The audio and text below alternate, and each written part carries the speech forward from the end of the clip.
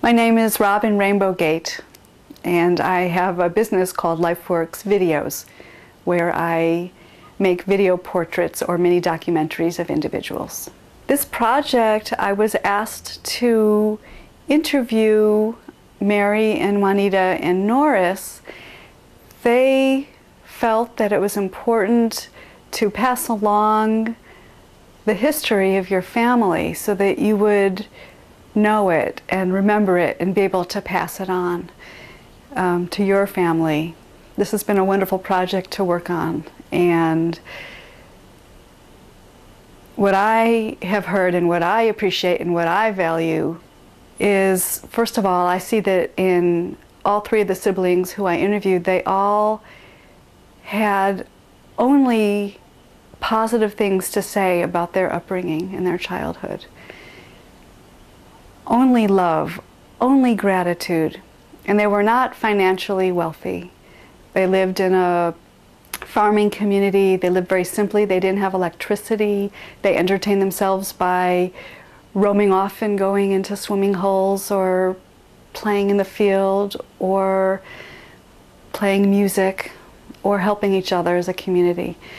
So what I have been most struck by is the gratitude and the what looks like incredible emotional health of this family has been incredible for me to see.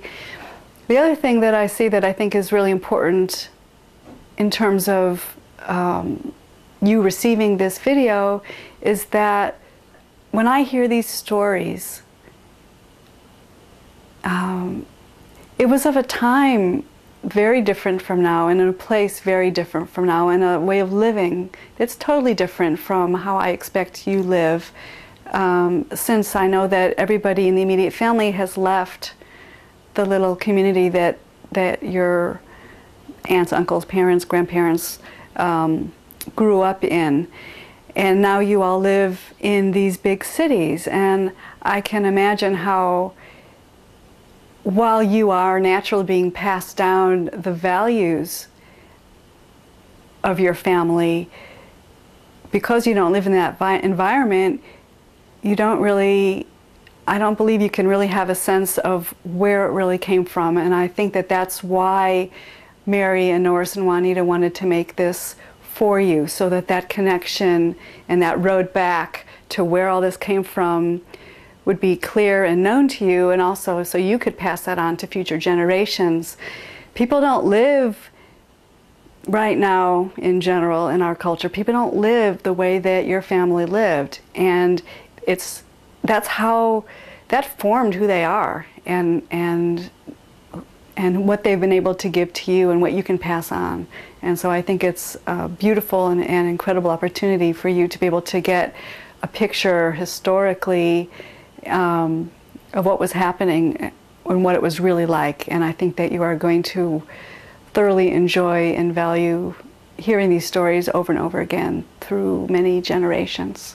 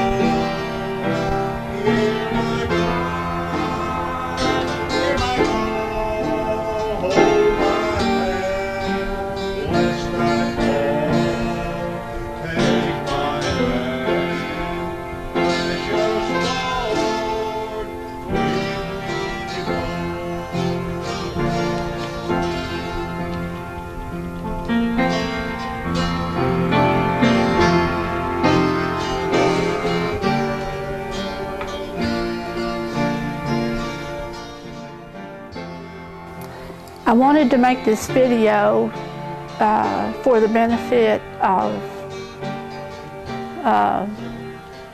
my nieces and nephew and my daughter as well, so that they have kind of a history of our family. Sometimes when you get together and you have your reunions and picnics or whatever, you don't really get a chance to delve into the past. They need to know what sort of family they come from, and there's so many positive influences in this family and so many good qualities that I see even in them, that they need to know where that came from, and I hope that they will pass that on to their children.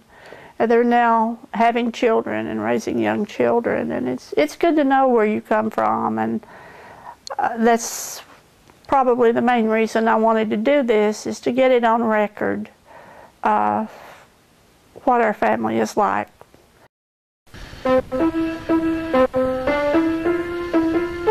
This is a photo of my father's family, and in the center is my grandfather, Lilburn Thomas, and my step-grandmother, Ma, we called her.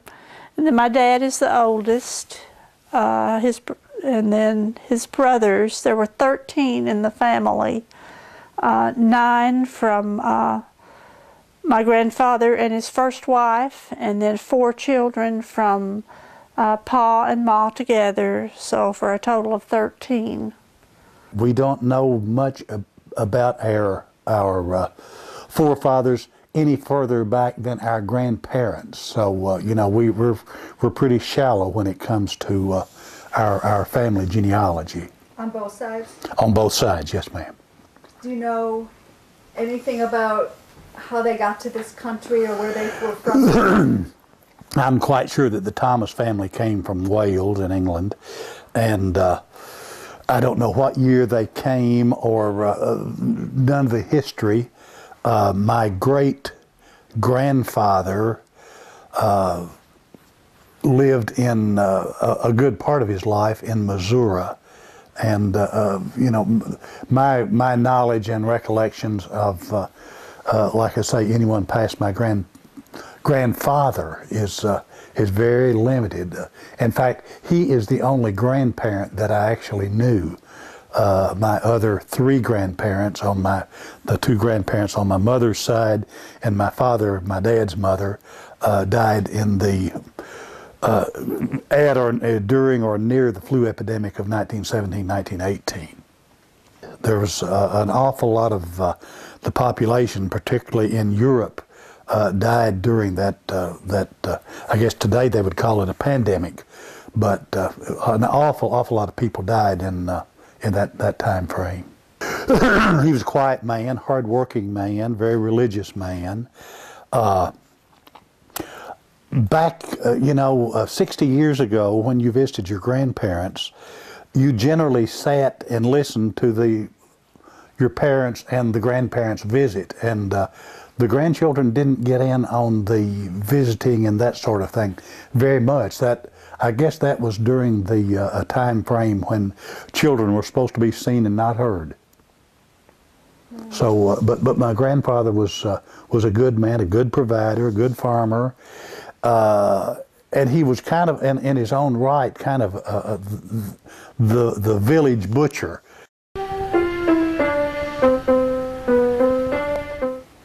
My full name is Juanita Voa Ida Thomas Gosser. The second name, I've never heard a name like that before. I was named for my 2 grandmothers. One of them was named Voda, and the other one was named Ida. Wow, how wonderful! So you really carry that legacy. You know, I'm proud of it. I'm proud of my name. Well, these 2 grandmothers that I mentioned, they had died before I was ever born. And I feel like that I really missed out on something really good by not getting to know them. Have you heard stories about them? Well, my mother, she was 12 years old when she went to the Masonic orphanage, so I didn't hear a lot of stories from her about her parents, because both of her parents died by the time she was 12 years old. But I've seen pictures of these grandmothers, and it makes me, I wished I could have known them. They were, my grandmother, Ida Cooper Meese, she was beautiful. She was very beautiful in her pictures. And many times her sisters would come to visit my mother, my grandmother's sisters. They would come to visit us. And that helped my feelings some about, missing out on her. But some of my grandmother's sisters, though, they would talk about my grandmother Ida and how pretty she was and what a good person she was. Did your mom have any siblings? She had a brother, Arno, and a younger brother, Arnett.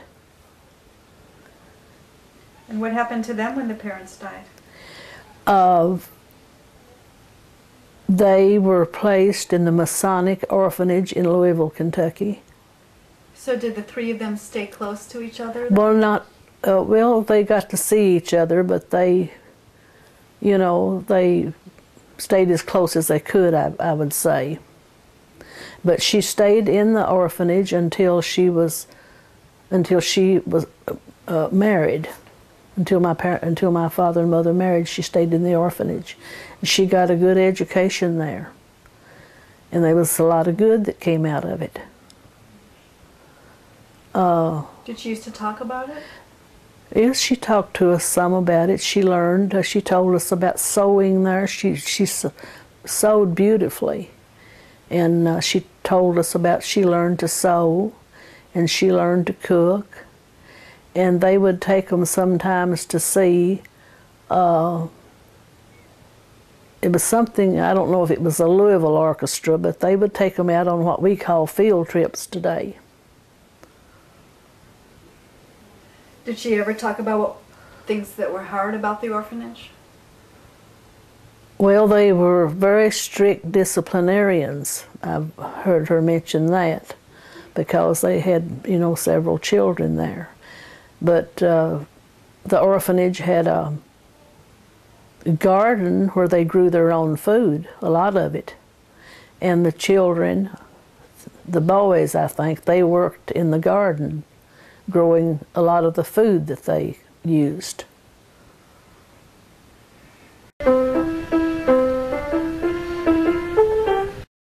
My mother would visit at times with her mother's and father's people, from the orphanage. She got to go home some. And she would stay with different ones of her aunts. She would stay with her Aunt Lola sometimes, and sometimes she would stay with Aunt Rosa, her Aunt Rosa, and it was through these visits to her aunts and uncles that she got to visit from the orphanage that she met my father. Oh. He was just at one of those gatherings or something? I suppose maybe at church or, So I'm sure that you've heard earlier that my mother was raised in the Masonic orphanage in Louisville, and she and her two brothers. And my mother had finished the high school program at the orphanage, and she had a scholarship to come over to Midway, Kentucky, to the college, to go to college. And she was on a summer break or on some sort of vacation in between, and her belongings were in a trunk on a railroad at the railroad in Somerset, and she came down to visit relatives where in the general vicinity of where we grew up. And my father had already met my mother, I'm sure. And but anyway, they decided that my mother wasn't going to go to college, so they kind of